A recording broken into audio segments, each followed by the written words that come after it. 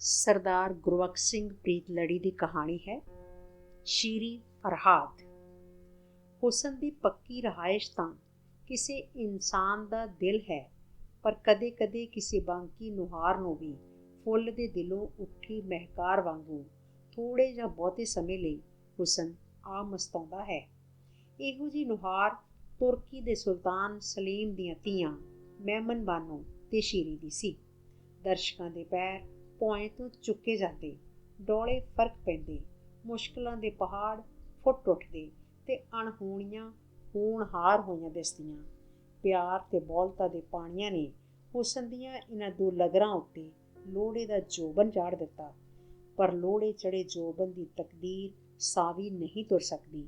ਪਹਿਲਾਂ ਉਹਨਾਂ ਦੀ ਮਾਂ ਮਰ ਗਈ, ਫਿਰ ਸੁਲਤਾਨ ਨੇ ਧਰਤੀ ਜਿੱਤਣ ਦੀ ਆਪਣੀ ਲਿਲ ਉੱਤੋਂ ਸੋਹਣੀਆਂ ਧੀਆਂ ਨੂੰ ਸੋਹਣਿਆਂ ਪਾਲਣ ਦੀ ਲਾਲਸਾ ਕੁਰਬਾਨ ਕਰ ਦਿੱਤੀ। ਫਤਿਹ ਉੱਤੇ ਫਤਿਹ ਕਰਦਾ ਮਾਰਿਆ ਗਿਆ। ਮੈਮਨ ਬਾਨੋ ਸੁਲਤਾਨਾ ਬਣਾਈ ਗਈ। ਉਹ ਸ਼ੀਰੀ ਨਾਲੋਂ ਉਮਰ ਵਿੱਚ ਵੱਡੀ, ਹੁਸਨ ਦੀ ਬਰਾਬਰ, ਪਰ ਦਿਲ ਦੀ ਜਾਦੂਗਰੀ ਵਿੱਚ ਬੜੀ ਊਣੀ ਸੀ। ਸ਼ੀਰੀ ਲੋਕਾਂ ਦੀ ਫਿੱਕੀ ਫਿੱਕੀ ਜ਼ਿੰਦਗੀ ਵਿੱਚ ਵੀ ਮਿਠਾਸ ਦੀ ਕੁਝ ਚਸ ਚਟਕਾ ਜਾਂਦੀ। ਉਹਦਾ ਸ਼ਾਹੀ ਨਾਂ ਛੱਡ ਕੇ ਲੋਕਾਂ ਆਪਣੀ ਜ਼ੁਬਾਨ ਵਿੱਚ ਉਹਨੂੰ ਸ਼ੀਰੀ ਮਿੱਠੀ ਦਾ ਨਾਮ ਇਸੇ ਲਈ ਤਾਂ ਦਿੱਤਾ ਸੀ। ਸੁਲਤਾਨਾ ਬਣਨ ਬਾਅਦ ਮੈਮਨ ਬਾਨੋ ਦੀਆਂ ਕਈ ਸੁਭਾਵਕ ਕਮਜ਼ੋਰੀਆਂ ਉਗੜ ਪਈਆਂ।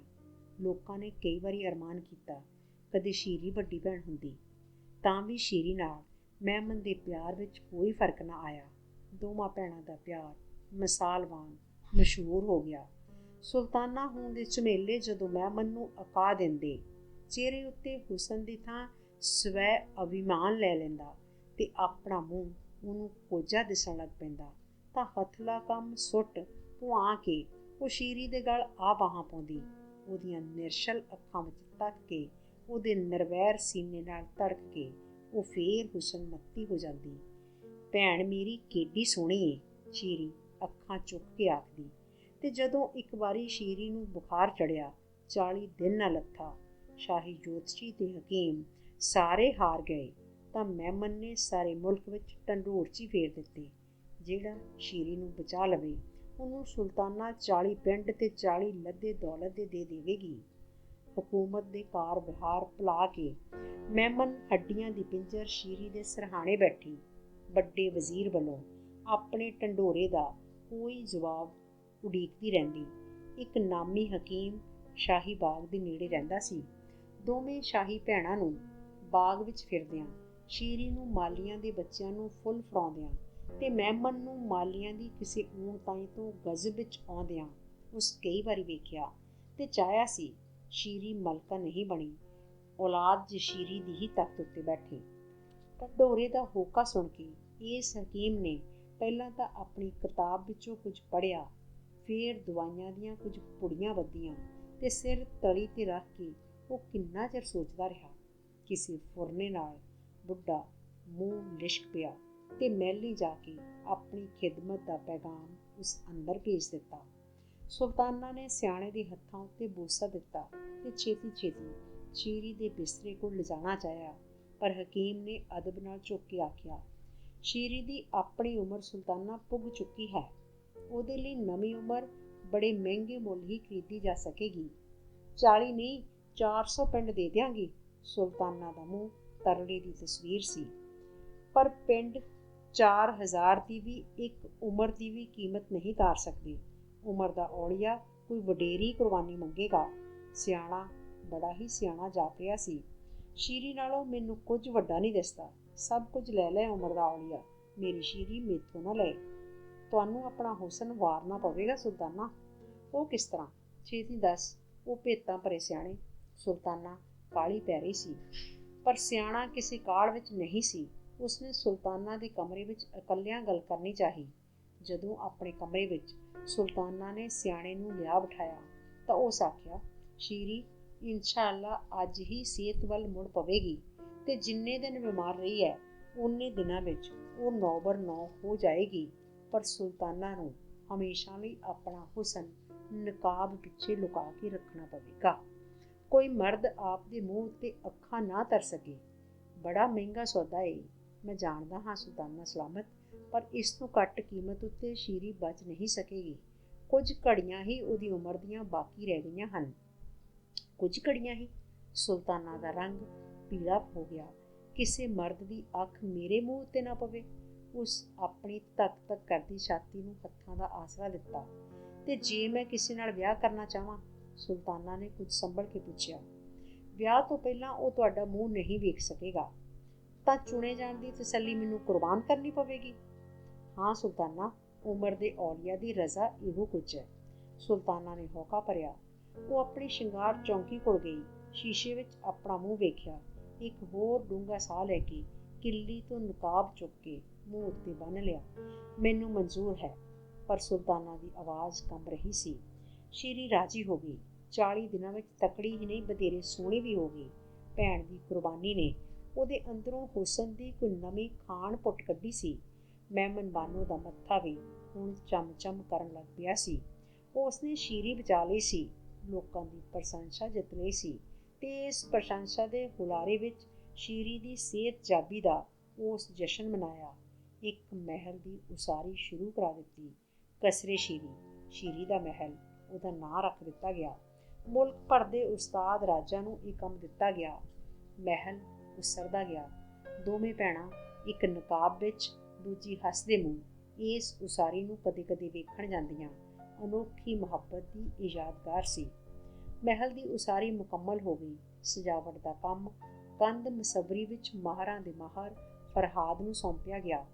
ਕੰਮ ਵਿੱਚ ਮਾਹਰ ਹੀ ਨਹੀਂ, ਖੁਸ਼ ਸ਼ਕਲ ਹੋਣ ਦੀ ਸ਼ੋਹਰਤ ਵੀ ਫਰਹਾਦ ਦੀ ਸੀ। ਉਹਦਾ ਨਾਂ ਕੰਨੀ ਪੈ ਜਾਂਦਾ। ਮੁਟਿਆਰਾਂ ਨਕਾਬ ਚੁੱਕ ਕੇ ਵੇਖਣ ਲੱਗ ਪੈਂਦੀਆਂ।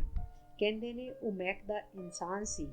ਜਿਸ ਚੀਜ਼ ਨੂੰ ਉਹਦੀਆਂ ਉਂਗਲਾਂ ਛੋ ਜਾਂਦੀਆਂ, ਜਿਸ ਇਨਸਾਨ ਨਾਲ ਉਹਦਾ ਵਾਹ ਪੈ ਜਾਂਦਾ, ਚੀਜ਼ ਤੇ ਇਨਸਾਨ ਦੋਵੇਂ ਹੋਰ ਹੋ ਜਾਂਦੇ। ਲੋਕ ਕਹਿਣ ਲੱਗ ਪਏ, ਸ਼ਬ ਸ਼ੀਰੀ ਦੇ ਮਹਿਲ ਦੀ ਹੁਣ ਨਿਕਲੀ ਏ। ਦੁਲਹਨ ਦੇ ਵੱਖਰੇ ਪਹਿਰਾਵੇ ਵਾਂਗ ਕਮਰੇ ਸਜੇ ਹੋਏ ਸਨ। ਹਰ ਫਰਸ਼, ਹਰ ਛੱਤ, ਹਰ ਦੀਵਾਰ ਕਿਸੇ ਉਸਤਾਦ ਦੀ ਸ਼ੋਅ ਨਾਲ ਬਿਜਲਾਈ ਹੋਈ ਸੀ। ਮਹਿਮਨ ਬਾਨੋ ਵੀ ਸ਼ੀਰੀ ਨੂੰ ਨਾਲ ਲੈ ਕੇ ਮਹਿਲ ਵੇਖਣ ਆਈ। ਕਮਰਿਓਂ ਰਸਤਾ ਉਹ ਫਰਿਆਦ ਨਾਲ ਫਿਰੀਆਂ। ਫਰਹਾਦ ਕੋਲੋਂ ਸੁਲਤਾਨਾ ਕਈ ਸਵਾਲ ਪੁੱਛਦੀ। ਫਰਹਾਦ ਅਦਬ ਨਾਲ ਜਵਾਬ ਦਿੰਦਾ, ਜਿਉਂ ਉਹਨੂੰ ਜਿਹਦੇ ਨਕਸ਼ ਸਾਹਮਣੇ ਨਹੀਂ ਹੁੰਦੇ ਤੇ ਬੋਲ ਕਿਤੋਂ ਦੂਰੋਂ ਆਇਆ ਹੁੰਦਾ ਹੈ। ਸ਼ੀਰੀ ਵੀ ਫਰਹਾਦ ਕੋਲੋਂ ਕਈ ਸਵਾਲ ਪੁੱਛਦੀ। ਫਰਹਾਦ ਜਵਾਬ ਦਿੰਦਾ, ਜਿਉਂ ਉਹਨੂੰ ਜਿਹੜਾ ਅੱਖਾਂ ਵਿੱਚ ਧੱਸ ਗਿਆ ਤੇ ਜਿਹਦੇ ਬੋਲ ਸਾਡੇ ਆਪਣੇ ਬੁੱਲ੍ਹਾਂ ਦੇ ਨੇੜਿਓਂ ਉੱਠਦੇ ਸਨ। ਪਹਿਲੀ ਵਾਰੀ ਉਹ ਕਾਲਾ ਨਕਾਬ ਸੁਲਤਾਨਾ ਨੂੰ ਆਪਣੇ ਨਕਸ਼ਾਂ ਉੱਤੇ ਬਲਦਾ ਮਾਲੂਮ ਹੋਇਆ। ਕਈ ਵਾਰੀ ਉਹਦੇ ਬੁੱਲ੍ਹ ਗੁੱਸੇ ਵਿੱਚ ਫਰ ਕੇ ਤੇ ਉਸ ਚਾਹਿਆ ਕਿ ਉਹ ਕਾਲਾ ਟੋਟਾ ਰੇਸ਼ਮ ਦਾ ਖਿੱਚ ਸੁੱਟੇ ਤੇ ਫਰਹਾਦ ਵੇਖ ਲਵੇ ਕਿ ਉਹਦੇ ਬੁੱਲ੍ਹਾਂ ਉੱਤੇ ਸ਼ੀਰੀ ਨਾਲੋਂ ਘੱਟ ਲਾਲੀ ਨਹੀਂ ਤੇ ਉਹ ਸੁਲਤਾਨਾ ਵੀ ਸੀ। ਪਰ ਉਮਰ ਦੇ ਔਲੀਆ ਨੂੰ ਕੌਲ ਦਿੱਤਾ ਹੋਇਆ ਸੀ। ਟੁੱਟੇ ਕੌਲ ਦੀ ਸਜ਼ਾ ਹੁਣ ਸ਼ੀਰੀ ਨੂੰ ਨਹੀਂ, ਤੋੜਨ ਵਾਲੀ ਮਹਿਮਨ ਨੂੰ ਮਿਲੇਗੀ। ਉਫ, ਕਿਸ ਉਛਲਦੀ ਰੀਝ ਨਾਲ ਫਰਹਾਦ ਆਪਣਾ ਕੰਮ ਸੋਹਣੇ ਦਿਸਦੇ ਨਕਸ਼ਾਂ ਵਾਲੀ ਸ਼ੀਰੀ ਨੂੰ ਸਮਝਾ ਰਿਹਾ ਸੀ। ਸੁਲਤਾਨਾ ਵੱਲ ਉਹਦਾ ਅਦਬ ਸਫੀਰਾਂ ਨੂੰ ਵੀ ਮਾਤ ਕਰਦਾ ਸੀ। ਤਾਂ ਵੀ ਦੋ ਭੈਣਾਂ ਦੀ ਤਾਰੀਖੀ ਮੁਹੱਬਤ ਵਿੱਚ ਉਹਦੇ ਅਦਬ ਤੇ ਰੀਝ ਨੇ 100 ਤਰੇੜਾਂ ਪਾ ਦਿੱਤੀਆਂ। ਮਹਿਮਨ ਲਈ ਸ਼ੀਰੀ ਉਹ ਸ਼ੀਰੀ ਨਾ ਰਹੀ ਜਿਹਦੇ ਲਈ ਹੁਸਨ ਵਰਗੀ ਮਲਕੀਅਤ ਉੱਤੇ ਉਸ ਪਰਦਾ ਪਵਾ ਲਿਆ ਸੀ। ਦੋਵਾਂ ਭੈਣਾਂ ਨੂੰ ਰਾਤੀ ਨੀਂਦ ਨਾ ਆਈ। ਇੱਕ ਆਪਣੇ ਦਿੱਤੇ ਕੌਲ ਉੱਤੇ ਪਛਤਾਉਂਦੀ ਰਹੀ। ਉਹ ਹਕੀਮ ਜੇ ਨਾ ਆਉਂਦਾ, ਵਿਛੋੜਾ ਮਾਂ ਦਾ ਵੀ ਭੁੱਲ ਗਿਆ ਸੀ। ਦੂਜੀ ਨੇ ਅੱਜ ਕਿਸੇ ਅਨੋਖੇ ਬੰਦੇ ਨਾਲ ਗੱਲਾਂ ਕਰ ਲਈਆਂ ਸਨ। ਉਹ ਸੋਚਦੀ ਸੀ ਕਿ ਹਰ ਕਿਸੇ ਨਾਲ ਉਹ ਇਉਂ ਹੀ ਗੱਲਾਂ ਕਰਦਾ। ਕੀ ਜੇ ਮਹਿਮਨ ਦਾ ਮੂੰਹ ਵੀ ਨੰਗਾ ਹੁੰਦਾ ਤਾਂ ਉਹਦੇ ਵੱਲ ਵੀ ਉਹ ਉਸੇ ਤਰ੍ਹਾਂ ਤੱਕਦਾ ਜਿਉਂ ਉਸ ਮੇਰੇ ਵੱਲ ਤੱਕਿਆ ਸੀ। ਸਵੇਰ ਹੋ ਗਈ। ਦੋਵੇਂ ਭੈਣਾਂ ਆਪੋ ਆਪਣੇ ਮਹਿਲਾਂ ਵਿੱਚ ਨਹਾ ਧੋ ਕੇ ਤਿਆਰ ਹੋ ਗਈਆਂ। ਇੱਕ ਦੇ ਦਿਲ ਵਿੱਚ ਕੋਈ ਡੋਬ ਸੀ, ਦੂਜੇ ਦੇ ਦਿਲ ਵਿੱਚ ਕੋਈ ਹੂਟਾ ਸੀ। ਇੱਕ ਦੀਵਾਨਖਾਨੇ ਵਿੱਚ ਜਾ ਬੈਠੀ ਤੇ ਫਰਹਾਦ ਨੂੰ ਛੇਤੀ ਆਉਣ ਦਾ ਹੁਕਮ ਭੇਜ ਦਿੱਤਾ। ਦੂਜੀ ਆਪਣੀ ਬਾਰੀ ਵਿੱਚੋਂ ਨਵੇਂ ਮਹਿਲ ਨੂੰ ਵੇਖਦੀ ਰਹੀ, ਜਿੱਥੇ ਚੱਪੇ ਚੱਪੇ ਉੱਤੇ ਉਸ ਫਰਿਆਦ ਦੀਆਂ ਫਿਰੀਆਂ ਉਂਗਲੀਆਂ ਦਾ ਚੇਤਾ ਕੀਤਾ, ਜਿਸ ਸੁਲਤਾਨਾ ਦੀ ਭੈਣ ਹੋਣ ਦਾ ਉਹਨੂੰ ਫਖਰ ਸੀ। ਅੱਜ ਪਹਿਲੀ ਵਾਰੀ ਉਹਦੀ ਤਰਫੈਨ ਹੋਣ ਲਈ ਉਬਾਲ ਉੱਠਿਆ। ਮਹਿਮਨ, ਮੈਂ ਤੇਰੀ ਜੇ ਭੈਣ ਨਾ ਹੁੰਦੀ। ਫਰਹਾਦ ਉਸ ਵੇਲੇ ਸੁਲਤਾਨਾ ਦੀ ਹਾਜ਼ਰੀ ਵਿੱਚ ਆ ਖਲੋਤਾ ਸੀ। ਸੁਲਤਾਨਾ ਨੇ ਬਾਂਦੀ ਨੂੰ ਤੋੜ ਦਿੱਤਾ ਤੇ ਫਰਹਾਦ ਨੂੰ ਆਪਣੇ ਸਾਹਮਣੇ ਬਹਿਣ ਲਈ ਆਖਿਆ ਸੀ। ਸੁਲਤਾਨਾ ਨੇ ਉਹਦੇ ਕੰਮ ਦੀ ਤਾਰੀਫ ਕੀਤੀ।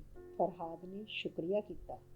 ਸੁਲਤਾਨਾ ਨੇ ਉਹਦੇ ਖੁਸ਼ ਸ਼ਕਲ ਹੋਣ ਦੀ ਤਾਰੀਫ ਕੀਤੀ, ਉਹਦੇ ਚਟਾਨ ਵਰਗੇ ਸਰੀਰ ਦੀ ਤਾਰੀਫ ਕੀਤੀ। ਫਰਹਾਦ ਦੀ ਯਾਦ ਵਿੱਚ ਸ਼ੀਰੀ ਦੇ ਨਕਸ਼ ਲਿਸ਼ਕ ਪਏ। ਆਪਾ ਭੁੱਲਣ ਦੀ ਹਾਲਤ ਹੋ ਗਈ। ਵੇਖ ਕੇ ਸੁਲਤਾਨਾ ਨੂੰ ਗੁੱਸਾ ਆ ਗਿਆ। ਫਰਹਾਦ, ਇਹ ਨਕਾਬ ਮੇਰੇ ਬੁੱਲ ਤੈਨੂੰ ਦਿਸਣ ਨਹੀਂ ਦਿੰਦੇ, ਪਰ ਇਹ ਮੇਰੇ ਬੋਲ ਤਾਂ ਰੋਕ ਨਹੀਂ ਰਿਹਾ। ਫਰਹਾਦ ਨੂੰ ਆਪਣੀ ਬੇਧਿਆਨੀ ਤੋਂ ਸ਼ਰਮ ਆਈ ਤੇ ਮਾਫੀ ਭਰੇ ਲਹਿਜੇ ਵਿੱਚ ਉਸ ਆਖਿਆ, ਇਹ ਕਿਸਮਤ ਅੱਗੇ ਕਦੇ ਮੈਨੂੰ ਮਿਲੀ ਨਹੀਂ। ਮੈਂ ਇਹਨੂੰ ਆਪਣੀ ਨਾ ਸਮਝ ਸਕਿਆ। ਆਪ ਦੇ ਦੁਹਰਾਉਣ ਉੱਤੇ ਮੈਨੂੰ ਹੋਸ਼ ਆਈ। ਸਾਰੇ ਦਿਲ ਦੇ ਸ਼ੁਕਰੀਏ ਨਾਲ ਸੁਲਤਾਨਾ ਦੀ ਕਦਮ ਬੋਸੀ ਦੇ ਫਖਰ ਲਈ ਇਲਤਜਾ ਕਰਦਾ ਹਾਂ। ਮਹਿਮਨ ਬਾਨੂ ਦਾ ਹੱਥ ਕਈ ਵਾਰੀ ਨਕਾਬ ਵੱਲ ਵਧਿਆ, ਪਰ ਹਰ ਵਾਰੀ ਕਿਸੇ ਗੈਬੀ ਡਰ ਨੇ ਰੋਕ ਦਿੱਤਾ। ਨਹੀਂ ਫਰਹਾਦ, ਕਦਮ ਬੋਸੀ ਨਹੀਂ। ਕਦਮ ਬੋਸੀ ਲਈ ਉੱਠੇ ਫਰਹਾਦ ਨੂੰ ਸਾਹਮਣੇ ਬਹਿ ਜਾਣ ਲਈ ਸੁਲਤਾਨਾ ਨੇ ਇਸ਼ਾਰਾ ਕੀਤਾ। ਸੁਲਤਾਨਾ ਦੇ ਅੰਦਰ ਇੱਕ ਘੋਲ ਹੋ ਰਿਹਾ ਸੀ। ਸੁਲਤਾਨਾ ਦੇ ਲਬਾਂ ਉੱਤੇ ਉਹਦੀ ਤਮੰਨਾ ਚੜ੍ਹ ਆਈ। ਉਹ ਲਫ਼ਜ਼ ਢੂੰਡਣ ਲਈ ਖਾਮੋਸ਼ ਹੋ ਗਈ।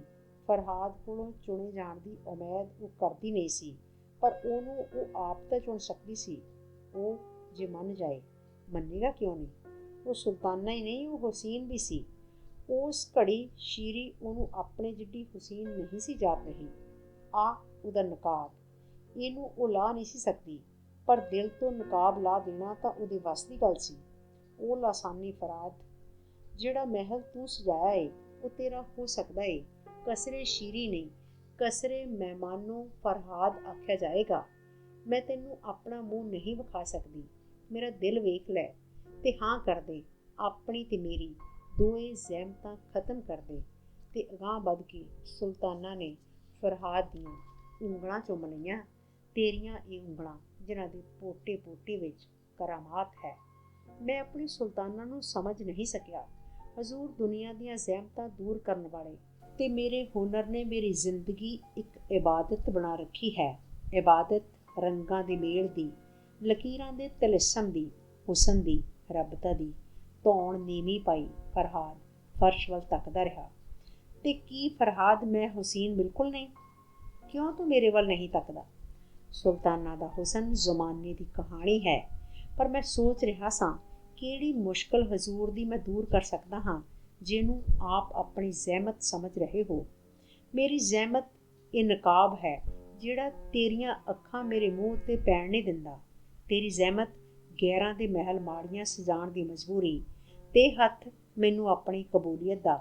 ਪਰ ਫਰਹਾਦ ਦੋਵੇਂ ਹੱਥ ਪਿੱਠ ਪਿੱਛੇ ਕਰਕੇ ਗੋਡਿਆਂ ਭਰਨੇ ਝੁਕ ਗਿਆ। ਸੁਲਤਾਨਾ ਸਲਾਮਤ, ਮੈਨੂੰ ਬਖਸ਼ ਦੇਵੋ। ਇਸ ਇੱਜ਼ਤ ਦੇ ਲਾਇਕ ਮੈਂ ਹਾਂ ਨਹੀਂ। ਜਿਹੜਾ ਫਰਹਾਦ ਮੇਰੀ ਸੁਲਤਾਨਾ ਨੂੰ ਪਸੰਦ ਆਇਆ ਹੈ, ਉਹਨੂੰ ਸੁਲਤਾਨੀਅਤ ਨਿਗਲ ਜਾਏਗੀ। ਨਕਾਬ ਦੀ ਜ਼ਹਿਮਤ ਮੁੱਕੇਗੀ। ਗਲਤ ਚੋਣ ਦੀ ਜ਼ਹਿਮਤ ਰੂਹ ਤੜਪਾਏਗੀ। ਤੂੰ ਆਪਣੀ ਸੁਲਤਾਨਾ ਦੀ ਤੋਹੀਨ ਕਰ ਰਿਹਾ। ਮਹਿਮਨ ਗੁੱਸੇ ਵਿੱਚ ਨਹੀਂ, ਆਪਣੇ ਸਾਰੇ ਲਾਡਲੇ ਅੰਦਾਜ਼ ਦਾ ਅਸਰ ਅਜ਼ਮਾ ਰਹੀ ਸੀ। ਤੋਹੀਨ ਆਪਣੇ ਸੁਲਤਾਨਾ ਦੇ ਦਰ ਦੇ ਕੁੱਤੇ ਦੀ ਵੀ ਮੈਂ ਨਹੀਂ ਕਰ ਸਕਦਾ, ਪਰ ਫਰਹਾਦ ਦੇ ਕਿਸੇ ਹਿੱਸੇ ਵਿੱਚ ਵੀ ਸੁਲਤਾਨ ਦੀ ਬਨਾਵਟ ਨਹੀਂ। ਆਪ ਦਾ ਹੁਕਮ ਮੰਨ ਲੈਣਾ, ਆਪ ਦੀ ਸ਼ਾਹਾਨਾ ਤੇ ਆਪਣੀ ਮਸਵਰਾਨਾ ਦੋਹਾਂ ਤਕਦੀਰਾਂ ਨਾਲ ਬੇਵਫਾਈ ਕਰਨਾ ਹੋਵੇਗਾ। ਹੁਣ ਸੁਲਤਾਨਾ ਕਹਿਰ ਵਿੱਚ ਆ ਗਈ। 2 ਦਿਨ ਹੋਰ ਸੋਚਣ ਦੀ ਮੋਹਲਤ ਦੇ ਕੇ ਉਸਨੇ ਆਪਣੀ ਤੋਹੀਨ ਦੇ ਨਤੀਜੇ ਤੋਂ ਫਰਹਾਦ ਨੂੰ ਖਬਰਦਾਰ ਕਰ ਦਿੱਤਾ। ਸ਼ੀਰੀ ਨੂੰ ਪਤਾ ਲੱਗਾ ਕਿ ਸੁਲਤਾਨਾ ਨੇ ਫਰਹਾਦ ਨੂੰ ਬੁਲਾਇਆ ਸੀ। ਉਹ ਬੜੀ ਤਿਲਮਿਲਾਈ, ਪੈਰਾਂ ਹੇਠੋਂ ਜ਼ਮੀਨ ਖਿਸਕਦੀ ਜਾਵੇ। ਉਹ ਸੁਲਤਾਨਾ ਹੈ, ਉਹ ਫਰਹਾਦ ਨੂੰ ਬਣਾ ਲਏਗੀ, ਮਜਬੂਰ ਕਰ ਲਏਗੀ, ਦੇਸ਼ ਨਿਕਾਲਾ ਦੇ ਦੇਗੀ। ਉਹ ਫਰਹਾਦ, ਤੂੰ ਕਿਉਂ ਇਸ ਤਰ੍ਹਾਂ ਮੇਰੇ ਵੱਲ ਤੱਕਿਆ? ਸਾਰੇ ਜਹਾਨ ਨੇ ਮੇਰੀਆਂ ਅੱਖਾਂ ਵਿੱਚ ਤੱਕਿਆ ਸੀ। ਮੈਂ ਜਵਾਨ ਹੋਈ ਵੀ ਅੱਲੜ ਸ਼ੀਰੀ ਬਣੀ ਰਹੀ। ਹਰ ਕਿਸੇ ਨੂੰ ਖੁਸ਼ ਕਰ ਸਕਦੀ ਸਾਂ। ਰਾਤੀ ਆਪਾਂ ਭੁਲਾ ਕੇ ਸੌਂ ਸਕਦੀ ਸਾਂ। ਤੂੰ ਕਿਉਂ ਮੇਰੇ ਵੱਲ ਇਉਂ ਤੱਕਿਆ? ਨਾ ਮੈਂ ਅੱਲੜ ਰਹੀ, ਨਾ ਮੈਂ ਸੌਂ ਹੀ ਸਕਦੀ ਹਾਂ। ਤੇ ਸ਼ੀਰੀ ਨੂੰ ਅੰਦਰੋਂ ਕੋਈ ਖਤਰਾ ਖਟ ਗਿਆ। ਸ਼ਾਹੀ ਘਰ ਦੇ ਕਾਇਦੇ ਸਭ ਵਿਸਾਰ ਕੇ ਇੱਕ ਬਾਂਦੀ ਨੂੰ ਨਾਲ ਲੈ ਕੇ ਉਹ ਕਸਰੇ ਸ਼ੀਰੀ ਵਿੱਚ ਚਲੀ ਗਈ, ਸਿੱਧੀ ਜਿੱਥੇ ਫਰਹਾਦ ਉਹਦੇ ਸੌਣ ਕਮਰੇ ਵਿੱਚ ਕੋਈ ਤਸਵੀਰ ਬਣਾ ਰਿਹਾ ਸੀ। ਇਹ ਤਸਵੀਰ ਕਿਉਂ? ਸੁਲਤਾਨਾ ਖਫਾ ਹੋਵੇਗੀ। ਤਸਵੀਰ ਦੇ ਨਕਸ਼ਾਂ ਉੱਤੇ ਮੁਸਕਰਾਉਂਦੀ ਸ਼ੀਰੀ ਦੇ ਹੁਸਨ ਤੇ ਪਿਆਰ ਦੇ ਅਚਾਨਕ ਵਾਰ ਨੇ ਫਰਹਾਦ ਦਾ ਤਰਾਹ ਕੱਢ ਦਿੱਤਾ। ਇਸ ਮਹਿਲ ਵਿੱਚ ਹੋਰ ਸਭ ਕੁਝ ਮੈਂ ਆਪਣੀ ਸਮਝਦਾਰੀ ਨਾਲ ਖਿੱਚਿਆ ਤੇ ਰੰਗਿਆ ਹੈ, ਪਰ ਇਹ ਤਸਵੀਰ ਆਪਣੇ ਆਪ ਮੇਰੇ ਕੋਲੋਂ ਖਿੱਚੀ ਜਾ ਰਹੀ ਹੈ। ਸੁਲਤਾਨਾ ਦੇ ਵੇਖਣ ਤੋਂ ਪਹਿਲਾਂ ਮੈਂ ਇਹਨੂੰ ਆਪਣੇ ਦਿਲ ਵਿੱਚ ਲੁਕਾ ਲਵਾਂਗਾ, ਜੇ ਤੁਸੀਂ ਮੇਰੇ ਨਾਲ ਖਫਾ ਨਾ ਹੋਵੋ। ਤੇ ਫਰਹਾਦ ਫਰਸ਼ ਵੱਲ ਨਹੀਂ, ਸ਼ੀਰੀ ਦੀਆਂ ਅੱਖਾਂ ਵਿੱਚ ਵੇਖ ਰਿਹਾ ਸੀ। ਸ਼ੀਰੀ ਨੇ ਆਪਣੀ ਬਾਂਦੀ ਵੱਲ ਤੱਕਿਆ। ਬਾਂਦੀ ਕਮਰੇ ਵਿੱਚੋਂ ਬਾਹਰ ਚਲੀ ਗਈ ਤੇ ਸ਼ੀਰੀ ਨੇ ਫਰਹਾਦ ਦੇ ਗਲ ਬਾਹਾਂ ਪਾ ਦਿੱਤੀਆਂ। ਇੱਕ ਖਿਣ ਲਈ ਸਮੇਂ ਦੀ ਘੜੀ ਖਲੋ ਗਈ। ਦਿਲ ਨਾਲ ਜੁੜੇ ਦਿਲ ਦੇ ਸਵਰਗ ਵਿੱਚ ਦੁਨੀਆ ਗੁਆਚ ਗਈ। ਖੁੱਲ੍ਹੇ ਬੁੱਲ੍ਹਾਂ ਤੇ ਖਿੜੀਆਂ ਅੱਖਾਂ ਵਿੱਚ ਉੱਡ ਉੱਡ ਕੇ ਸਦਰਾਂ ਨੇ ਸਿਰ ਤੋਂ ਪੈਰਾਂ ਤੱਕ ਨਸ਼ਾ ਦਿੱਤਾ। ਬਾਹਾਂ ਖੁੱਲ੍ਹੀਆਂ, ਉਹ ਦੁਨੀਆ ਫੇਰ ਵਿੱਚ ਆ ਖਲੋਤੀ ਤੇ ਸ਼ੀਰੀ ਦਾ ਖੇੜਾ ਕਾਲਜੇ ਦੀ ਖੋਹ ਬਣ ਗਿਆ। ਫਰਹਾਦ, ਉਹ ਫਰਹਾਦ, ਮੈਂ ਇਸ ਪਿੰਜਰੇ ਦਾ ਪੰਛੀ ਨਹੀਂ।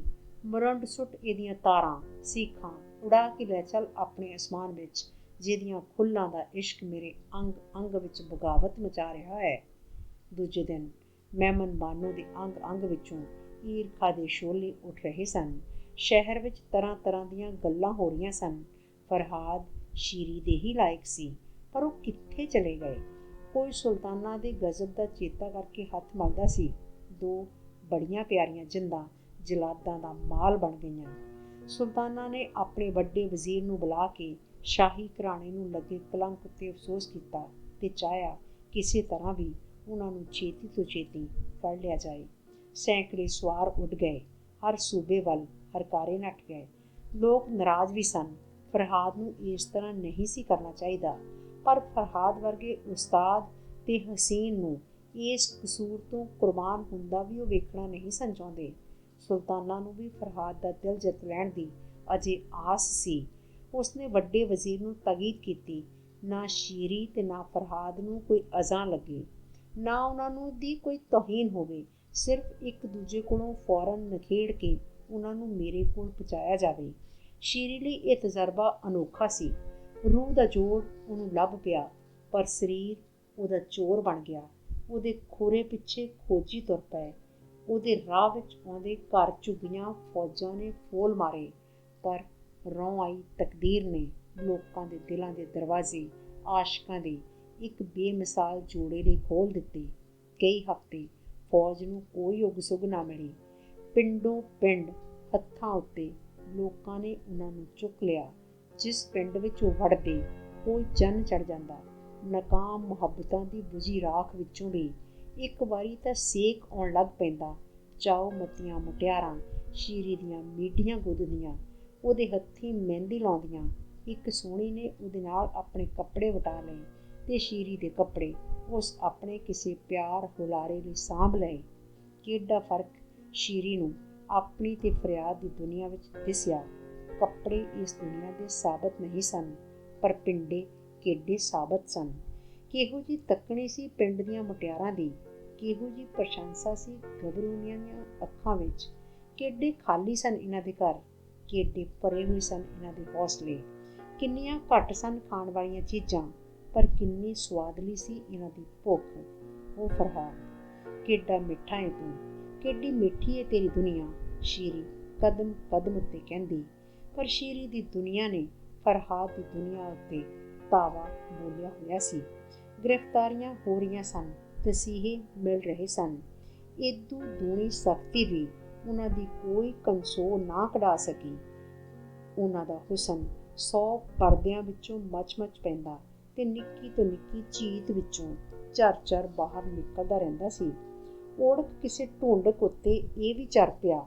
ਸੂਰਜੀ ਹੁਸੀਨ ਫੜੇ ਗਏ।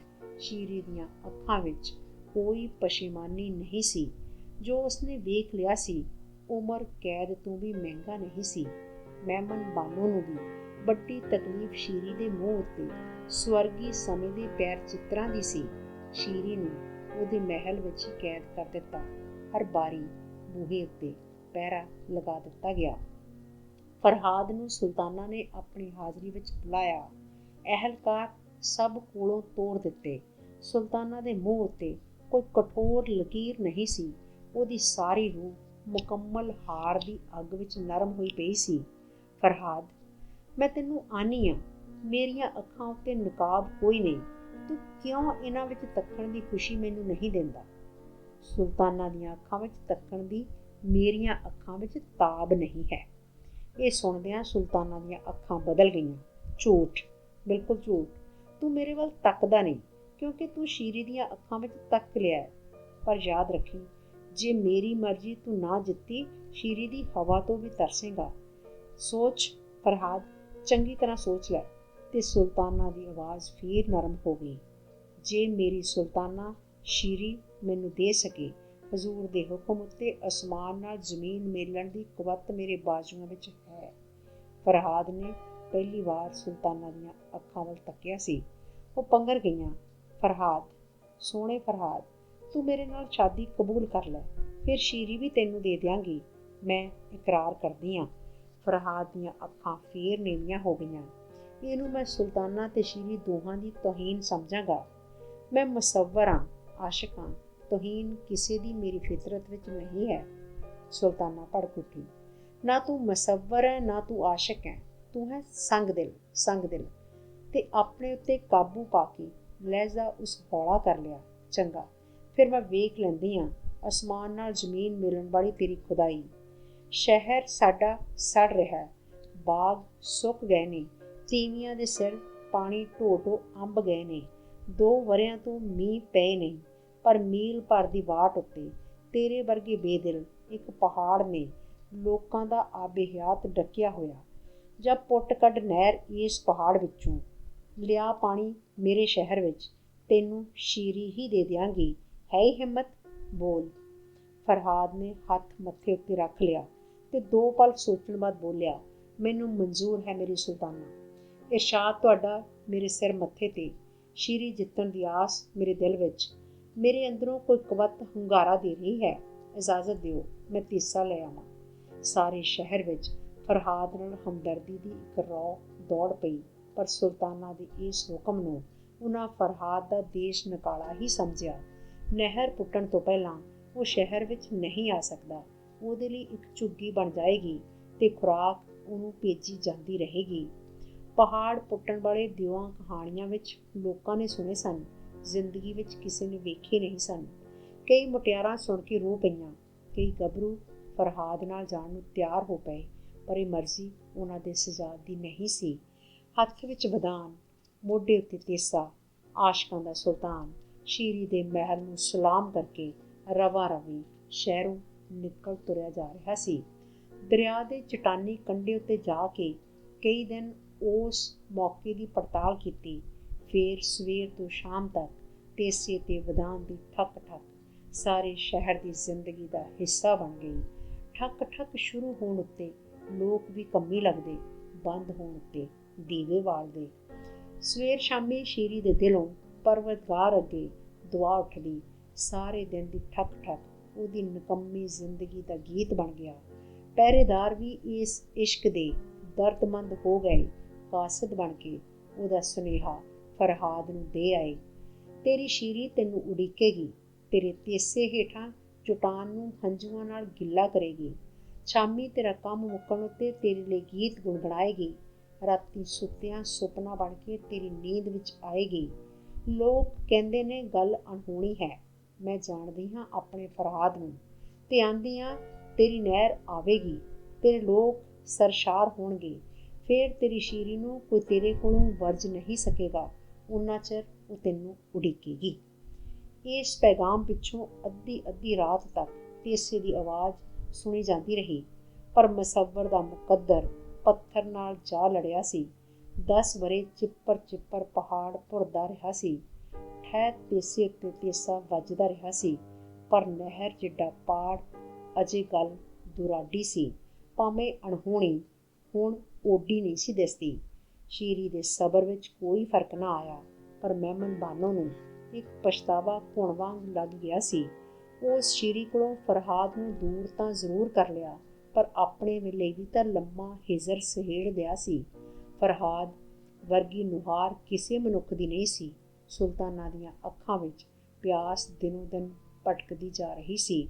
ਉਹ ਕਈ ਵਾਰੀ ਉਹਦਾ ਕੰਮ ਵੇਖਣ ਦੇ ਬਹਾਨੇ ਫਰਹਾਦ ਕੋਲ ਜਾਂਦੀ, ਪਰ ਫਰਹਾਦ ਕੋਈ ਦਿਲ ਦੀ ਗੱਲ ਉਹਦੇ ਨਾਲ ਨਾ ਕਰਦਾ। हर वेखणी बाद ਉਹਦੀ तड़प होर ਵੱਧ ਜਾਂਦੀ।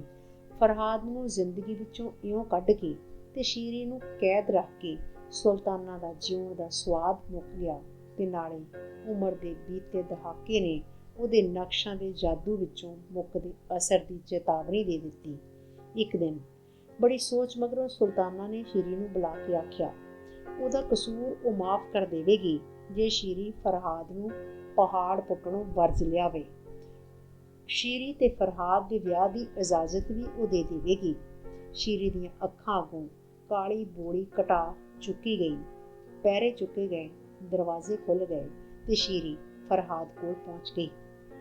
ਫਰਹਾਦ ਦੇ ਕੱਪੜਿਆਂ ਵਿੱਚ ਲੰਗਾਰ, ਨਕਸ਼ਾਂ ਉੱਤੇ ਪੱਥਰਾਂ ਦੀ ਝਾੜ, ਅੱਖਰਾਂ ਵਿੱਚ ਇਕੱਲਤਾ ਦੀ ਖਾਰ, ਹੱਥ ਪਾਟੇ ਹੋਏ, ਪੈਰ ਫੰਡੇ ਹੋਏ, ਵਾਲ ਖਿੰਡੇ ਹੋਏ, ਤੇਸੇ ਉੱਤੇ ਤੇਸਾ, ਵਦਾਨ ਉੱਤੇ ਵਦਾਨ, ਠੱਕ ਠੱਕ ਠੱਕ। ਫਰਹਾਦ ਫਰਹਾਦ ਫਰਹਾਦ।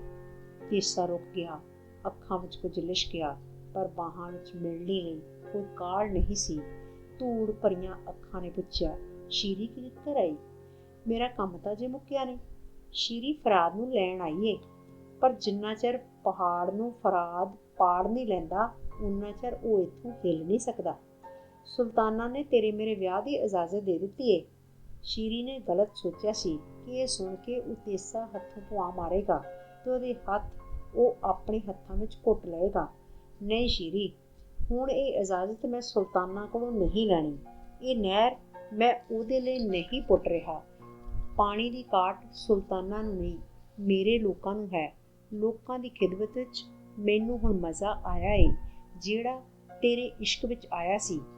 ਇਸ ਨਹਿਰ ਵਿੱਚ ਪਾਣੀ ਵਗਦਿਆਂ ਵੇਖਣ ਦੀ ਸਿੱਕ ਹੁਣ ਓਡੀ ਜ਼ੋਰਦਾਰ ਹੋ ਗਈ ਏ ਜਿੱਡੀ ਤੈਨੂੰ ਆਪਣੇ ਸੀਨੇ ਨਾਲ ਫੇਰ ਧੜਕਦਿਆਂ ਸੁਣਦੀ ਸੀ। ਤੇ ਸ਼ੀਰੀ, ਇਹ ਦੋਵੇਂ ਸਿੱਕਾਂ ਮੇਰੀਆਂ ਪੂਰੀਆਂ ਹੋਣਗੀਆਂ। ਸ਼ੀਰੀ ਹੁਣ ਲੋਕਾਂ ਦੀ ਧੀ ਬਣ ਗਈ ਏ, ਸੁਲਤਾਨ ਸਲੀਮ ਦੀ ਨਹੀਂ ਰਹੀ।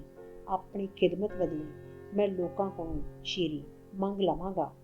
ਸ਼ੀਰੀ ਦਾ ਕੋਈ ਪਿਆਰ ਤਰਲਾ ਫਰਹਾਦ ਦੇ ਪਹਾੜ ਜਿੱਡੇ ਇਰਾਦੇ ਨੂੰ ਥੜਕਾ ਨਾ ਸਕਿਆ। ਭੌਂ ਭੌਂ ਤੱਕਦੀ, ਹੱਥ ਬੰਨ੍ਹਦੀ ਸ਼ੀਰੀ ਮੁੜ ਪਈ। ਪਹਾੜ ਅਜੇ ਉਹਨੂੰ ਰਾਹ ਦਿੰਦਾ ਕੋਈ ਦਿਸਦਾ ਨਹੀਂ ਸੀ। 2 ਵਰ੍ਹੇ ਹੋਰ ਬੀਤ ਗਏ। ਇਹਨਾਂ ਦੋਹਾਂ ਵਿੱਚ ਪਿਛਲੇ 5 ਨਾਲੋਂ ਕੰਮ ਬਹੁਤਾ ਹੋਇਆ। ਲੋਕ ਆਖਦੇ ਸਨ ਸੱਚੀ ਮੁੱਚੀ ਅਸਮਾਨ ਜ਼ਮੀਨ ਨਾਲ ਮਿਲਣ ਵਾਲਾ ਸੀ।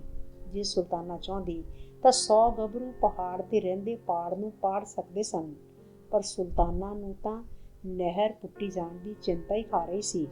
ਉਹਨੂੰ ਦਿਸ ਰਿਹਾ ਸੀ ਸ਼ਹਿਰ ਦੀਆਂ ਕੰਧਾਂ ਨਾਲ ਪਾਣੀ ਆ ਵੱਜਣਾ ਹੈ। ਫਰਹਾਦ ਨੂੰ ਲੋਕਾਂ ਨੇ ਸਿਰਾਂ 'ਤੇ ਚੁੱਕ ਲੈਣਾ ਹੈ। ਸ਼ੀਰੀ ਨੂੰ ਮੇਰੀ ਇਜਾਜ਼ਤ ਦੀ ਮਥਾਜੀ ਵੀ ਨਹੀਂ ਰਹਿਣੀ। ਉਹਦੇ ਘਰ ਬੱਚੇ ਹੋਣਗੇ, ਉਹਨਾਂ ਵਿੱਚੋਂ ਹੀ ਕੋਈ ਸੁਲਤਾਨ ਬਣੇਗਾ। ਬਦਨਸੀਬ ਮਹਿਮਨ ਨਾ ਆਪਣੇ ਲਈ ਫਰਹਾਦ ਲੈ ਸਕੀ, ਨਾ ਸ਼ੀਰੀ ਕੋਲੋਂ ਖੋ ਸਕੀ। ਉਹਦੇ ਕਲੇਜੇ ਤਰਾਟਾਂ ਉੱਠਣ ਲੱਗ ਪਈਆਂ। ਉਹਦਾ ਰੋਗ ਹਕੀਮਾਂ ਦੇ ਵੱਸ ਦਾ ਨਹੀਂ ਸੀ। ਇੱਕ ਨੇਕ ਪਾਕ ਔਰਤ ਮਸ਼ਹੂਰ ਸੀ, ਜਿਸ ਕਦੇ ਮਰਦ ਦਾ ਮੱਥਾ ਨਹੀਂ ਸੀ ਤੱਕਿਆ। ਬੜੀ ਪਰਹੇਜ਼ਣ ਤੇ ਨਮਾਜ਼ਣ, ਕਈਆਂ ਦੀਆਂ ਗੁੱਝੀਆਂ ਮੁਸ਼ਕਲਾਂ ਖੋਲ੍ਹਣ ਵਾਲੀ। ਸੁਲਤਾਨਾ ਨੇ ਵੀ ਉਹਨੂੰ ਬੁਲਾ ਕੇ ਦਿਲ ਦੀ ਬੇਕਰਾਰੀ ਦੱਸੀ। ਕੌਣ ਕਹਿ ਸਕਦਾ ਹੈ ਪਹਾੜ ਫਰਹਾਦ ਪੁੱਟ ਕੱਢੇਗਾ, ਪਰ 2 ਵਰ੍ਹੇ ਹੋਏ, ਅਣਹੋਣੀ ਹੁੰਦੇ ਜਾਣ ਦਾ ਝੋਲਾ ਮੈਨੂੰ ਪਿਆ। ਮੈਂ ਸ਼ੀਰੀ ਨੂੰ ਘੱਲਿਆ, ਉਹਦੀ ਪਟਾਈ ਬੰਦ ਕਰਾ ਕੇ ਮੇਰੀ ਇਜਾਜ਼ਤ ਨਾਲ ਵਿਆਹ ਕਰ ਲਵੇ। ਮੇਰੀ ਰਹਿ ਵੀ ਜਾਵੇ, ਪਰ ਫਰਹਾਦ ਬੜਾ ਮਗਰੂਰ ਹੈ। ਉਹ ਮੇਰੇ ਵੱਲ ਤੱਕਦਾ ਤੱਕ ਨਹੀਂ। ਉਹ ਆਪਣੀ ਖਿਦਮਤ ਦੇ ਇਨਾਮ ਵਿੱਚ ਲੋਕਾਂ ਕੋਲੋਂ ਸ਼ੀਰੀ ਲੈਣ ਦਾ ਖਾਬ ਵੇਖ ਰਿਹਾ ਹੈ, ਪਰ ਫਿਰ ਮੈਂ ਕਿਹੜੇ ਮੂੰਹ ਤੇ ਕਿਹੜੇ ਦਿਲ ਨਾਲ ਜੀਵਾਂਗੀ। ਨੇਕ ਪਾਕ ਔਰਤ ਨੇ ਕਈ ਰੇਖਾਂ ਵਿੱਚ ਮੇਖਾਂ ਠੁਕੀਆਂ ਹੋਈਆਂ ਸਨ। ਸੁਲਤਾਨਾ ਨਾਲ ਉਸ ਡੂੰਘੀ ਹਮਦਰਦੀ ਦੱਸਦਿਆਂ ਭਰੋਸਾ ਦਵਾਇਆ। ਫਰਹਾਦ ਤਾਂ ਮੈਂ ਆਪਣੀ ਲਾਇਕ ਸੁਲਤਾਨਾ ਨੂੰ ਦਵਾ ਨਹੀਂ ਸਕਦੀ, ਪਰ ਨਾ ਸ਼ੁਕਰੀ ਸ਼ੀਰੀ ਕੋਲੋਂ ਫਰਹਾਦ ਜ਼ਰੂਰ ਹੋ ਸਕਦੀ ਹਾਂ। ਤੁਸੀਂ ਤਸੱਲੀ ਰੱਖੋ। ਇਨਸ਼ਾ ਅੱਲਾ ਕਹਿ ਕੇ ਕੋਈ ਦੁਆ ਪੜ੍ਹਦੀ ਉਹ ਨੇਕ ਪਾਕ ਔਰਤ ਚਲੀ ਗਈ। ਸੁਲਤਾਨਾ ਬਿਸਤਰੇ ਤੋਂ ਉੱਠ ਬੈਠੀ। ਲੋਕਾਂ ਦੇ ਚਾਅ ਦਾ ਸਾਗਰ ਅੱਜ ਠਾਠਾਂ ਮਾਰ ਰਿਹਾ ਸੀ। ਕੋਕਨ ਨੇ ਕੋਕ ਕੱਟ ਸੁੱਟਿਆ। ਹਰ ਮੂੰਹ ਦੀ ਆਵਾਜ਼ ਸੀ ਇੱਕੋ ਨਵੇਂ ਚੰਨ ਦੀ ਹੋਰ ਵਾਟ ਕਿ ਅਰਜਨ ਸ਼ਹਿਰ ਦੇ ਸੁੱਕੇ ਮੁਰਝਾਏ ਬ੍ਰਿਸ਼ਾਂ ਦੇ ਪੈਰਾਂ ਨੂੰ ਉਹ ਦਰਿਆ ਪਿਆ ਚੁੰਮੇਗਾ, ਜਿਹੜਾ ਸਦੀਆਂ ਤੋਂ ਲੋਕਾਂ ਦੀਆਂ ਲੋੜਾਂ ਤੋਂ ਮੂੰਹ ਮੋੜੀ ਆਪਣੇ ਵਹਿਣ ਹੀ ਵਹਿੰਦਾ ਜਾ ਰਿਹਾ ਸੀ। ਲੋਕਾਂ ਦੇ ਸ਼ੀਂਹ ਪੁੱਤ ਨੇ ਬੇਪਰਵਾਹ ਦੀਆਂ ਮੁਹਾਰਾਂ ਮੋੜ ਦਿੱਤੀਆਂ। ਪਹਾੜ ਇਕੱਲਿਆਂ ਪੁੱਟਣ ਦੀ ਸ਼ਰਤ ਸੀ। ਪਹਾੜ ਕੋਲੋਂ ਸ਼ਹਿਰ ਤੱਕ ਨਹਿਰ ਲੋਕਾਂ ਨੇ ਆਪ ਪੁੱਟ ਲਈ। ਵਹੀਰਾਂ ਬੰਨ੍ਹ ਕੇ ਲੋਕ ਮਿੱਟੀ ਪੁੱਟਦੇ, ਢੋਂਦੇ, ਦਰੇਸ਼ੀ ਕਰਦੇ। ਕੋਈ ਨਵੀਂ ਰੂਹ ਕਿਸੇ ਨੇ ਅਰਜਨ ਵਿੱਚ ਆ ਫੂਕੀ ਸੀ। ਘਰ ਵੀ ਲੋਕਾਂ ਸਾਫ਼ ਕਰ ਲਏ, ਕੱਪੜੇ ਧੋ ਲਏ, ਨਿਆਜ਼ਾਂ ਦੇ ਲਈਆਂ। ਅੱਜ ਫਰਹਾਦ ਨੇ ਪਹਾੜ ਦਾ ਅਖੀਰਲਾ ਡੱਕ ਤੋੜ ਕੱਢਿਆ। ਫਰਾਟੇ ਮਾਰ ਕੇ ਨਹਿਰ ਵਿੱਚ ਪਾਣੀ ਧਾਰ ਉੜਿਆ। ਫਰਹਾਦ ਨੇ ਤੀਸੇ ਨੂੰ ਚੁੰਮਿਆ, ਵਦਾਨ ਨੂੰ ਚੁੰਮਿਆ ਤੇ ਫਿਰ ਸਿਜਦਾ ਕੀਤਾ। ਲੋਕ ਨੱਠ ਗਏ ਸ਼ਹਿਰ ਵਿੱਚ ਖਬਰ ਪਹੁੰਚਾਉਣ ਲਈ। ਕੱਪੜੇ ਝਾੜ ਕੇ, ਸਿਰ ਉੱਤੇ ਪੱਗ ਬੰਨ੍ਹ ਕੇ ਕੰਢੇ ਕੰਢੇ ਨਹਿਰ ਦੇ ਫਰਹਾਦ ਤੁਰ ਪਿਆ। ਪਾਣੀ ਤੁਰਦਾ ਕਿ ਔੜਾਂ ਵਿੱਚ ਸੁੰਗੜੀ ਲੋਕਾਂ ਦੀ ਰੂਹ ਨੱਚਦੀ। ਉਹ ਚਾਹੁੰਦਾ ਸੀ ਕੋਈ ਖੁਸ਼ੀ ਦੀ ਉਹਦੀ ਇਸ ਸਿਖਰ ਨੂੰ ਵੇਖੇ, ਪਰ ਪਾਣੀ ਪਾਣੀ ਹੂਕਦਾ ਅਖੀਰਲਾ ਸ਼ਹਿਰੀ ਵੀ ਉਹਦੇ ਨੇੜਿਓਂ ਦੌੜ ਗਿਆ। ਇੱਕ ਔਰਤ ਪਰ ਸ਼ਹਿਰ ਵੱਲੋਂ ਆਉਂਦੀ ਫਰਹਾਦ ਨੂੰ ਦਿਸੀ। ਉਹ ਤਿੱਖੀ ਤਿੱਖੀ ਤੁਰੀ ਆ ਰਹੀ ਸੀ। ਉਹ ਕੁਝ ਆਵਾਜ਼ਾਂ ਵੀ ਕੱਢ ਰਹੀ ਸੀ। ਹੋਰ ਨੇੜੇ ਆਈ ਉਹ। ਫਰਹਾਦ ਕੋਲ ਪਹੁੰਚਦੀ ਨੇ ਚੀਕਾਂ ਮਾਰ ਕੇ ਉਹਨੂੰ ਗਲ ਨਾਲ ਲਾ ਲਿਆ। ਉਹਦਾ ਸਾਹ ਨਾਲ ਸਾਹ ਨਹੀਂ ਸੀ ਰਲਦਾ। ਫਰਹਾਦ ਨੂੰ ਆਪਣੀ ਖੁਸ਼ੀ ਭੁੱਲ ਗਈ। ਔਰਤ ਦੇ ਦੁੱਖ ਨੇ ਉਹਨੂੰ ਦੁਖਾ ਦਿੱਤਾ। ਫਰਹਾਦ ਨੇ ਕੋਈ ਖਿਦਮਤ ਪੁੱਛੀ। ਬੇਟਾ, ਕੀ ਖਿਦਮਤ ਮੇਰੀ ਤੂੰ ਕਰੇਂਗਾ? ਬੜਾ ਕਹਿਰ ਵਰਤ ਗਿਆ। ਸ਼ਾਦੀ ਖਾਨਾ ਮਾਤਮ ਕਦਾ ਬਣ ਗਿਆ। ਮੈਂ ਹਮੇਸ਼ਾ ਲਈ ਇਹ ਅੱਲਾ ਭੁਲਾਇਆ ਸ਼ਹਿਰ ਛੱਡ ਚੱਲੀ ਹਾਂ। ਅੱਖਾਂ ਪੂੰਝ ਪੂੰਝ ਕੇ ਔਰਤ ਨੇ ਦੋਵੇਂ ਆਸਤੀਨਾਂ ਪਿਓ ਲਈਆਂ। ਬੜਾ ਸਿਤਮ ਹੋਇਆ। ਆਪਣੀ ਭੈਣ ਦੀ ਖੁਸ਼ਕਿਸਮਤੀ ਸੁਲਤਾਨਾ ਸਹਾਰ ਨਹੀਂ ਸਕੀ ਤੇ ਉਹਦਾ ਨਮਾਜ਼ੀ ਚਿਹਰਾ ਰੋਹ ਨਾਲ ਬਲ ਉੱਠਿਆ। ਕਿਉਂ ਮਤਬਰਕ ਮਾਂ, ਕੀ ਸੁਲਤਾਨਾ ਨੂੰ ਕੁਝ ਹੋ ਗਿਆ? ਬਿਮਾਰੀ ਦੀ ਖਬਰ ਮੈਨੂੰ ਵੀ ਪਹੁੰਚੀ ਸੀ। ਸੁਲਤਾਨਾ ਦੇ ਦਿਲ ਨੂੰ ਕੋਈ ਸਦਮਾ ਪੁੱਜਣ ਦਾ ਫਰਹਾਦ ਨੂੰ ਖਿਆਲ ਆਇਆ। ਉਸ ਸਿਤਮਗਰਨੀ ਨੂੰ ਕੀ ਹੋਣਾ ਸੀ?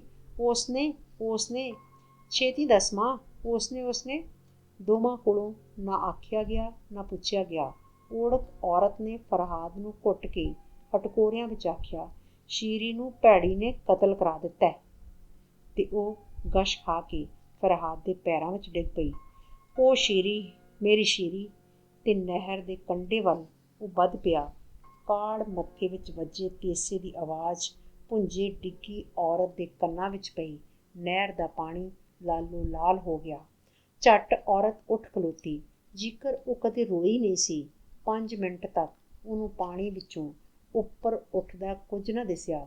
ਪੱਥਰ ਵਾਂਗ ਹੀ ਉਹ ਵਿੱਚੇ ਗੁੜੁੰਦ ਗਿਆ। ਉਹ ਸੋਚਿਆ ਤੇ ਅੱਖਾਂ ਫੇਰ ਪਹਿਲਾਂ ਵਾਂਗ ਰਵਾ ਲਈਆਂ ਤੇ ਚੀਕ ਚਿਹਾੜਾ ਪਾਉਂਦੀ ਸ਼ਹਿਰ ਵੱਲ ਦੌੜ ਪਈ। ਕੋਈ ਬਾੜੋ, ਕੋਈ ਬਾੜੋ। ਇੱਕ ਢਾਣੀ ਸ਼ਹਿਰ ਖਬਰ ਪਹੁੰਚਾ ਕੇ ਫਰਹਾਦ ਵੱਲ ਦੌੜੀ ਆ ਰਹੀ ਸੀ। ਬੁੱਢੀ ਦੀ ਕਹਾਣੀ ਨੇ ਸਭ ਦੀਆਂ ਲੱਤਾਂ ਵਿੱਚ ਸਿੱਕਾ ਭਰ ਦਿੱਤਾ। ਕੋਈ ਅੱਗੜ ਦੌੜਿਆ, ਕੋਈ ਪਿੱਛੜ। ਬਹੁਤੇ ਨੇਕ ਪਾਕ ਔਰਤ ਦੇ ਅੱਗੇ ਅੱਗੇ ਸ਼ਹਿਰ ਵੱਲ ਦੌੜ ਰਹੇ। ਸ਼ੀਰੀ ਤੱਕ ਖਬਰ ਪਹੁੰਚ ਗਈ ਕਿ ਫਰਹਾਦ ਖੁਸ਼ੀ ਦੀ ਸਿਖਰ ਉੱਤੇ ਚੜ੍ਹ ਕੇ ਚਕਰਾ ਗਿਆ। ਉਹ ਝੱਲਾ ਹੋ ਗਿਆ ਤੇ ਨਹਿਰ ਵਿੱਚ ਛਾਲ ਮਾਰ ਕੇ ਡੁੱਬ ਗਿਆ। ਸ਼ੀਰੀ ਨੇ ਕੁਝ ਨਾ ਪੁੱਛਿਆ, ਨਾ ਕਿਸੇ ਦੀ ਸਲਾਹ ਲਈ। ਸ਼ੁਦੈਣ ਹੋਈ ਹੋਈ ਉਹ ਨਹਿਰ ਦੀ ਪਟੜੀ ਉੱਤੇ ਦੌੜ ਪਈ। ਰਾਹ ਵਿੱਚ ਉਹਨੂੰ ਨੇਕ ਪਾਕ ਔਰਤ ਦਿਸੀ। ਸੰਗੀਓਂ ਉਹਨੂੰ ਸ਼ੀਰੀ ਨੇ ਫੜ ਲਿਆ। ਧਰੂੰਦੀ ਉਹਨੂੰ ਉਹ ਮੌਕੇ ਉੱਤੇ ਲੈ ਗਈ। ਮਹਿਮਨ ਬਾਨੋ ਵੀ ਖਬਰ ਸੁਣ ਕੇ ਤੜਪ ਉੱਠੀ। ਫਫੇ ਕੁੱਟਣੀ ਨੇ ਕਿਹਾ ਹਨੇਰ ਮਾਰਿਆ। ਤੇ ਜਦੋਂ ਉਹ ਮੌਕੇ 'ਤੇ ਪਹੁੰਚੀ, ਸ਼ੀਰੀ ਬੁੱਢੀ ਦਾ ਗਲ ਘੁੱਟ ਕੇ ਧਮਕਾ ਰਹੀ ਸੀ, ਹੁਣ ਇਹਨਾਂ ਹੱਥਾਂ ਵਿੱਚੋਂ ਕੋਈ ਤੈਨੂੰ ਛੁਡਾ ਨਹੀਂ ਸਕਦਾ। ਪਰ ਜੇ ਸੱਚ ਸੱਚ ਦੱਸ ਦੇਵੇਂ ਤਾਂ ਤੇਰੇ ਜਿਉਣ ਮਰਨ ਵਿੱਚ ਮੇਰੀ ਕੋਈ ਦਿਲਚਸਪੀ ਨਹੀਂ ਰਹੇਗੀ। ਮੈਂ ਤੈਨੂੰ ਛੱਡ ਦਿਆਂਗੀ। ਸੁਲਤਾਨਾ ਨੇ ਇੰਨਾ ਕਹਿਣ ਦੀ ਹਿੰਮਤ ਕਰ ਲਈ। ਸ਼ੀਰੀ, ਤੂੰ ਔਖੀ ਨਾ ਹੋ। ਹੁਣ ਇਹ ਸਾਰਾ ਭੇਤ ਮੈਂ ਕਢਾ ਲੈਂਦੀ ਹਾਂ। ਹੁਣ ਭੈਣੇ ਤੂੰ ਕੁਝ ਨਾ ਆਖ। ਮੈਂ ਕਿਸੇ ਦਾ ਹੁਕਮ ਮੰਨਣ ਲਈ ਮਜਬੂਰ ਨਹੀਂ। ਮੇਰੇ ਦਿਨ ਮੁੱਕ ਗਏ। ਇੱਕੋ ਸੱਚਾਈ ਇਹਦੇ ਕੋਲੋਂ ਮੈਂ ਆਪ ਕਢਾ ਲੈਣੀ ਆ। ਬੋਲ ਡੈਣੇ। ਤੇ ਸ਼ੀਰੀ ਦੇ ਗੁੱਸੇ ਦੀ ਦਹਿਸ਼ਤ ਨੇ ਬੁੱਢੀ ਦੀ ਰੂਹ ਕੰਬਾ ਦਿੱਤੀ। ਉਹ ਸਾਰੀ ਕਹਾਣੀ ਸੁਣਾ ਦਿੱਤੀ। ਸ਼ੀਰੀ ਨੇ ਉਹਦਾ ਗਲਾ ਛੱਡ ਦਿੱਤਾ। ਮਹਿਮਨ ਨੇ ਫੜ ਲਿਆ ਤੇ ਕੜਕੀ, ਕਹਿਰ ਨੇ, ਮੈਂ ਕਦ ਤੇਰੇ ਕੋਲੋਂ ਇਹ ਚਾਹਿਆ ਸੀ? ਭੈਣ, ਸੱਚੀ ਹੋਣ ਦੀ ਤਕਲੀਫ ਨਾ ਕਰ। ਹੁਣ ਮੇਰਾ ਰੋਸ ਨਾ ਤੇਰੇ ਤੇ ਨਾ ਇਹਦੇ ਨਾਲ ਹੈ। ਸਿਰਫ ਇੰਨਾ ਹੀ ਸਾਫ਼ ਕਰਨਾ ਉਡੀਕਦੀ ਸਾਂ ਕਿ ਮੇਰੇ ਫਰਹਾਦ ਦਾ ਸਿਰ ਨਹੀਂ ਚਕਰਾਇਆ। ਅਖੀਰ ਦਮ ਤੱਕ ਉਹ ਲੋਕਾਂ ਦਾ ਨਰੋਆ ਫਰਹਾਦ ਰਿਹਾ। ਤੇ ਸ਼ੀਰੀ ਵੀ ਕੰਢੇ ਉੱਤੇ ਹੋ ਖਲੋਤੀ। ਛਾਤੀ ਵਿੱਚੋਂ ਕਟਾਰ ਕੱਢ ਕੇ ਉਸ ਹਿੱਕ ਵਿੱਚ ਮਾਰ ਲਈ। ਮੂੰਹੋਂ ਚੀਕ ਫਰਹਾਦ ਦੀ ਨਿਕਲੀ। ਪਾਣੀ ਬੁੜਬੁੜਾਉਣ ਲੱਗ ਪਿਆ। ਸੁਲਤਾਨਾ ਨੇ ਜ਼ੁਲਫਾਂ ਖੋਲ੍ਹ ਕੇ ਗਲ ਵਿੱਚ ਪਾ ਲਈਆਂ ਤੇ ਆਪਣਾ ਗਲਾ ਹੌਕਾ ਭਰਦੇ ਲੋਕਾਂ ਵੱਲ ਝੁਕਾ ਕੇ ਆਖਿਆ, ਕੱਟਣਾ ਚਾਹੋ ਉਹਨੂੰ ਕੱਟ ਦਿਓ, ਪਰ ਮੈਨੂੰ ਕਹਿ ਲੈਣ ਦਿਓ ਕਿ ਇਹ ਮੇਰੀ ਮਰਜ਼ੀ ਹਰਗਿਜ਼ ਨਹੀਂ ਸੀ। ਫਰਹਾਦ ਨਾਲ ਸ਼ੀਰੀ ਦਾ ਵਿਆਹ ਮੇਰੇ ਲਈ ਅਸਹਿ ਸੀ। ਇਸ ਬੁੱਢੀ ਦੀ ਪਾਕੀਜ਼ਗੀ ਨੇ ਮੈਨੂੰ ਭਰਮਾ ਲਿਆ। ਇਸ ਆਖਿਆ ਇਹ ਸ਼ੀਰੀ ਨਾਲ ਫਰਿਆਦ ਦਾ ਵਿਆਹ ਰੋਕ ਲਵੇਗੀ। ਮੈਂ ਪੁੱਛਿਆ ਨਾ ਕਿ ਕੀਕਰ ਸ਼ੀਰੀ ਜਾਂ ਫਰਹਾਦ ਕੋਈ ਵੀ ਮੇਰੀ ਦੁਨੀਆ ਵਿੱਚੋਂ ਨਿਕਲ ਜਾਂਦਾ, ਇਹ ਉਹਨਾਂ ਦੇ ਵਿਆਹ ਨਾਲੋਂ ਵੀ ਮੇਰੇ ਲਈ ਬਹੁਤ ਅਸਹਿ ਸੀ। ਇਸ ਚੰਦਰੀ ਔਰਤ ਨੇ ਮੇਰੀ ਦੁਨੀਆ ਉਜਾੜ ਦਿੱਤੀ। ਵੱਡੇ ਵਜ਼ੀਰ ਨੇ ਲੋਕਾਂ ਨੂੰ ਯਾਦ ਕਰਾਇਆ।